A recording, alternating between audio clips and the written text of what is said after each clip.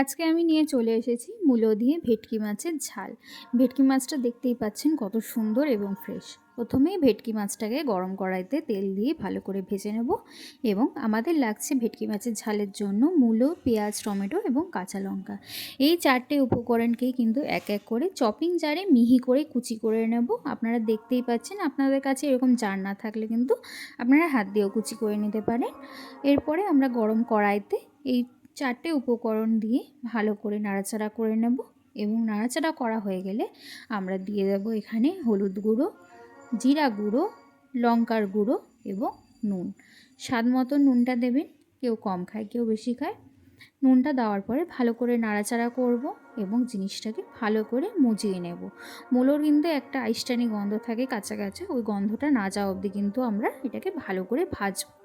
এটা ভাজা হয়ে গেলে দিয়ে দেবো আমরা কুচু করে রাখা ধনেপাতা, দিয়ে ভালো করে নাড়াচাড়া করে দিয়ে দেবো আমরা ভেজে রাখা মাছগুলো। ভেজে রাখা মাছগুলো দিয়ে আমরা দিয়ে দেবো সামান্য পরিমাণে জল, যতটুকু ঝোল খাবেন ততটুকুই দেবেন।